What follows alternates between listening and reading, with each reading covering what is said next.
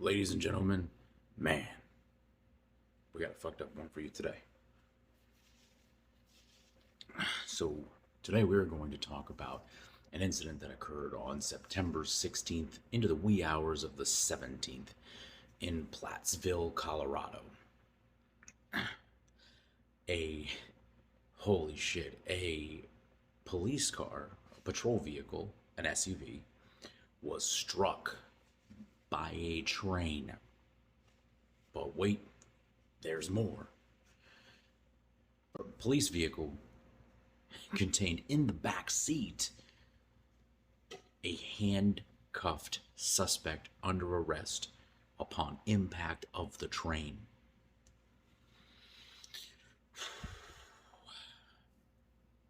We have the 2-minute video that is specific to the actual impact. The full body cam video is 8 minutes. You can look it up yourself, but this is the 2 minutes related to the actual impact with the train. So, trigger warning, because the shit shows the impact from the train, on body camera, clear as day. So you were warned. Time is slow enough. Yeah.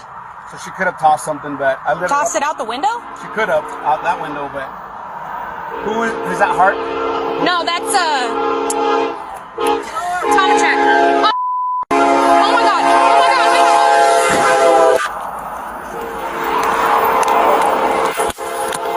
god! Move your car! Stay back!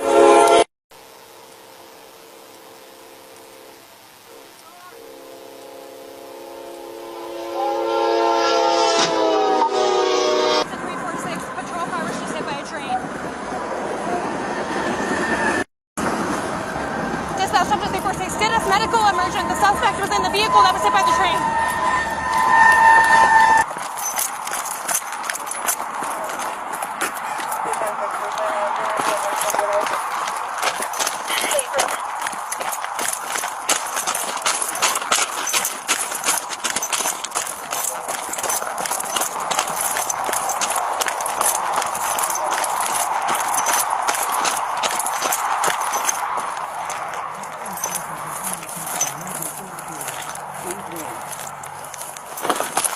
Watch the fence. There may still be a firearm in the vehicle. I don't know if you guys have been through it yet. You got it? I got a holster here. No, Yeah. we have not gone through. We weren't sure if she threw it or if it's still hidden in the vehicle somewhere. It took her a long time to pull over, and Plattsville said he did not see anything leave the vehicle. Right now, I just need to find out who she is so we can deal with that aspect of it.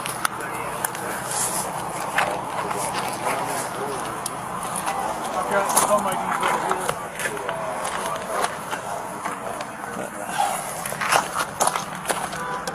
Who's awake? Okay. I warned you that shit was crazy. So we got a couple things to go over here. So on the 16th at about 7:30 p.m. in Fort Lupton, Colorado, the Fort Lupton Police Department and the Plattsville Police Department were both responding to the report of a road rage incident on Highway 85. I don't know if it's interstate, state road, who knows, but it's 85. And the report was that a female occupant in a vehicle pointed a gun at the complainant. So the police ended up catching up to her. They conducted what the news report called a high-risk stop, but it's one of many names, basically a felony stop. Very common in situations like this. A lot of people trying to get upset about what happened, but if you're not familiar, a felony traffic stop is, or high-risk traffic stop, whatever, is when you know that there is a person that is a high liability to you and could potentially harm you. And it's what you see kind of like in TVs and movies a little bit, where you have multiple cars pull up and they've got their guns drawn. Sometimes they're on the PA, sometimes they're not, ordering you out of the car. They pull you back to the car. A lot of times they'll handcuff and search you and detain you until they figure out what's going on. Not uncommon, super common. So They handcuff her. They put her in the back seat of the patrol car. Now, bear in mind, as they pulled over the vehicle, the driver, who was 20-year-old Ureni Rios Gonzalez, fairly local girl, sounds like from Greenlee, maybe I said it wrong, Greenlee, Colorado. She pulled over and stopped her vehicle in a way in which the police officer, in order to get proper alignment behind her for a felony traffic stop, ended up stopping on the train tracks. And after they got her out, handcuffed her, put her in the backseat of the patrol vehicle, they began searching her vehicle while the patrol car was still sitting on the train tracks. And as you could see from the clip that I showed you, while they're searching the vehicle, it dawns on them, oh, there's a train horn coming, and there's a train coming. Oh my God, somebody, what? And they go into fucking panic mode, and they, regardless of how much time they had, failed to get her out of the patrol vehicle before it was struck, and it was obliterated. So, to put the baby to bed, there's a lot of nonsense going on in the comments and all the places it's posted that she succumbed to her injuries, which, as of the news report that I just read, per her attorney, she has not passed away. She has like 9 broken ribs, head trauma. She had to have surgery on a broken arm. I mean, she's pretty beaten and battered, but she's alive and breathing. And as far as we know right now, she's going to pull through. So multiple agencies are involved in this now. The Fulton Police Department ended up taking over the criminal investigation, and the Bureau of Investigation for Colorado, that oversees law enforcement, is investigating what occurred.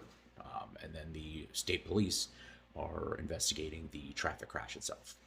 So, a couple things to go over. Like I said, you get a call that there's a road rage involving a gun.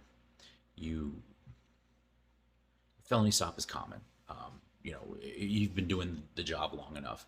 You can start to get an idea from, you treat every situation like it could be real, but you start to get an idea from listening to the call notes and listening to the things that the caller tells 911, and you start getting a vibe of whether it's, legit or not. And you treat every situation like somebody could kill you, but I've been in situations where there's road rage incidents like this, where I pulled up and, we had our hand on our gun and we were ready, but you kind of had a feeling for where it was at, versus doing a full-fledged felony stop, which again is not uncommon. Just because we did it a certain way this one time doesn't mean it's the right decision next time.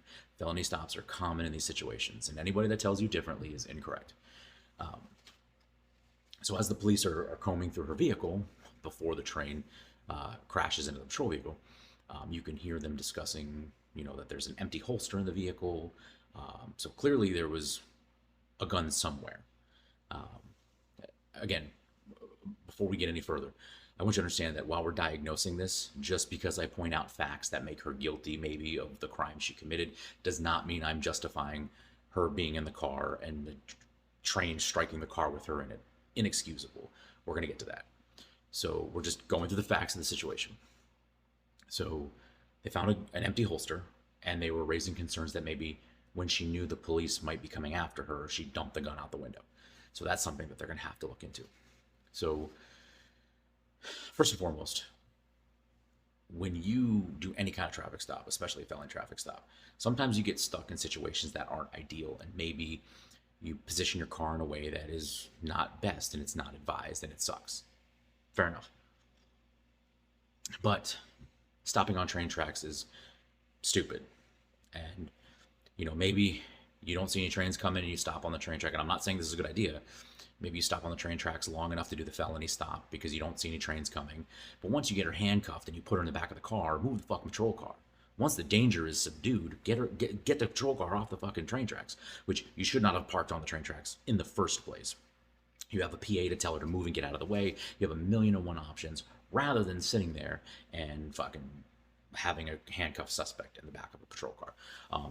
When you put someone in your custody, when you detain someone, when you arrest someone, and they're in the back of your patrol car, they are your responsibility. Their health, their safety, and their survivability is your responsibility.